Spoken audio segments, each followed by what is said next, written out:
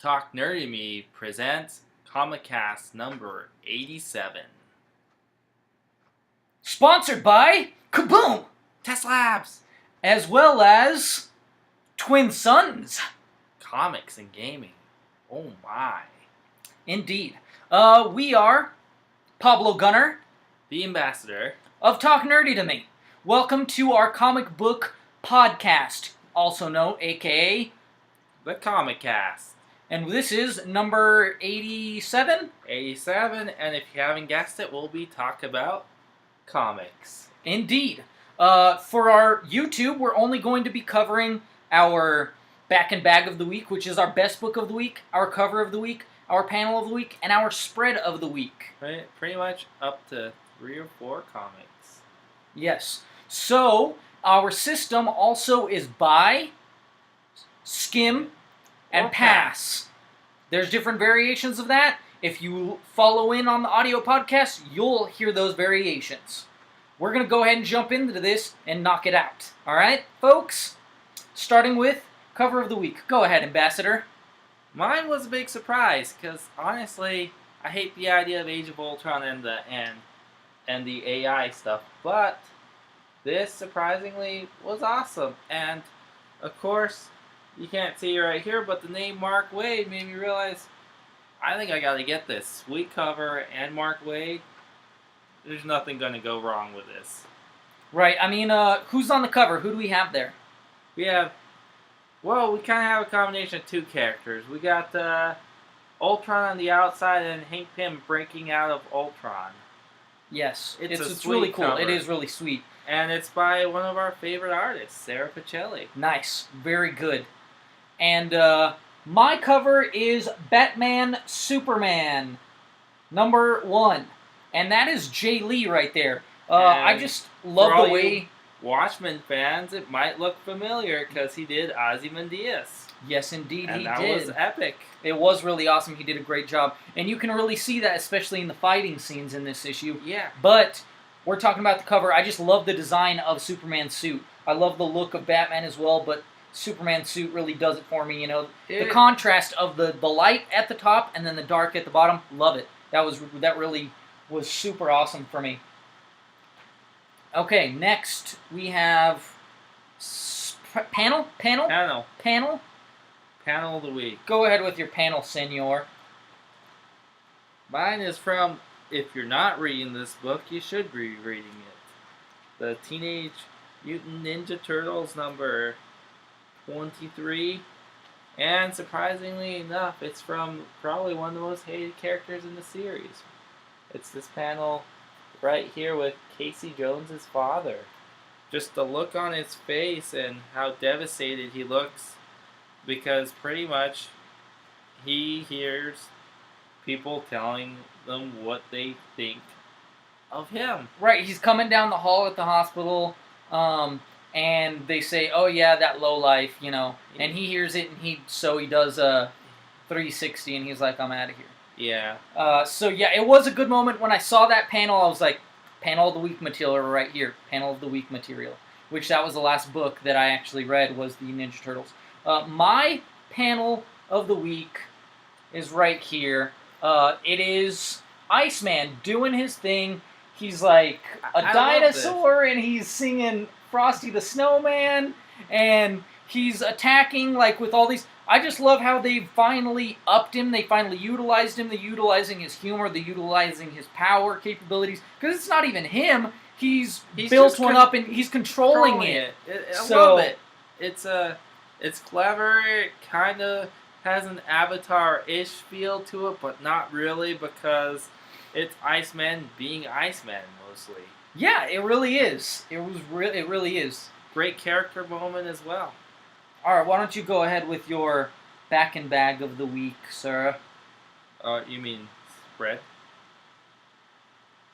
We just did panel. Yeah, go with your spread. Yeah. This right here is my spread of the week. Don't worry. It's only a spoiler if you're not up to date on the series, because this is literally the first page of the comic, so it's not much of a spoiler, but does a good job of making you want to read the rest of the comic. It hooks you. It really does.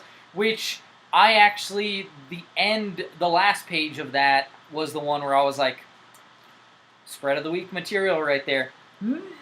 Well, I mean, it's not much different. There's a quick flash. So it's not that much different from the beginning, but, it's just one of those things where it hooks you and you're like, you're waiting for it to happen. You're waiting for it to happen, and you're just, by the end you're like, I guess it's not going to happen this issue. Boom, and it catches you off guard. And my spread is in the back of this issue. It may be a little bit of a spoiler, but maybe it isn't, because it's kind of, when you take it out of context, it's really hard to get. But just everything, the words, that are very powerful. Everything that led up to this moment was very powerful, and that's what did it for me for my spread, and it looks awesome. Not to mention, like I said, in context, very powerful moment, and this also happens to be my back and bag of the week. And mine as well, because you can't go wrong with this book, and it's one of the few books where I actually was happy to have a ton of artists. It has like 1, 2, 3, 4, 5, 6 different artists. And 6 is considered a ton these days, apparently. Well, a lot. Usually when you have more than one artist, the book looks awful. I'm just razzing you, Ambassador. Yeah. Please do not sick your Nintendogs on me. For God's sake. I've upgraded to Pokemon now. Oh, yeah? Yeah. That's messed up. Because Pikachu's awesome. So I have to find an animal and they have to fight. But pretty much. Yes, this is my back and bag because, first of all, the art. The main artist is Mateus Santoluoco. He is just one of the best artists in the industry right now. Absolutely. I think he's risen to the top of my list so quick of one of my favorite artists of all time. He just blows me away. But something else that made this back and bag material is, like you said, the multiple artists. I actually didn't pay attention to the multiple artists. Neither did I was so excited, I jumped straight into this book. But flipping through it, there's a dream sequence. They're not like kind of like a dream sequence, vision sequence, mind erasing or mind control thing going on. It's like witchcraft brainwashing mixed with brainwashing. Brainwashing. There we go. It's a very different way of brainwashing. It's like mixing witchcraft with brainwashing. One of the coolest ideas ever. Yeah, it really is. And so what happens is each sequence, there's a different artist. And every artist is an artist from past story arcs. You have Duncan. You have Kuhn. You have Eastman. It is so awesome to see all those arts. Because usually when they do this type of thing, they usually do it for finales, and you just it feels awkward. But because of the brainwashing, sequence, it felt perfect. It molded perfectly. It made more sense than if you would have just had regular art. Yeah, because I love Mateus Santoloco's art, but with this type of thing, it's cooler to see the original artist doing the flashback. Also, the tie-in from the micro series of Old Hob into this makes a lot more sense to me too. It makes a lot of sense. It made a little sense when we read it, but then when you read this, you're like, you get that complete story, and it just works perfectly, it works magically. I didn't think it could live up to my expectations, but it did. Oh yeah, absolutely. It blew me away. It's not concluded, but it does seem like a finale of sorts, and something that's been building for years. And it's so intense, so awesome. Even though I can kind of see what's coming, there's a big part of what I don't see coming, and that's what's most exciting about this book. And like I said, just those different art styles. Not only that, there's things that mirror each other. There's panels, there's spreads that mirror each other. There's so many things that could be panel of the week. This could have been cover of the week. Yeah. It had my spread of the week. Right, there's things that mirror each other. Yeah. And it's brilliant the way they do these things. It just blew me away. That's why it's my back and bag of the week. yeah, everything went right in this book. There's nothing to criticize with this issue.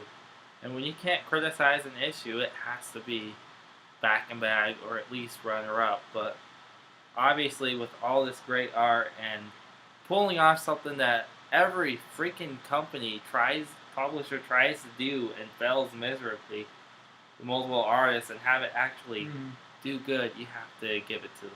Absolutely. So that's it for all you YouTubers. For the people that want to hear about the rest of comics, listen to our audio podcast. Yep, and we'll have more comics like this. Yeah, so keep those eyes hungry for comics.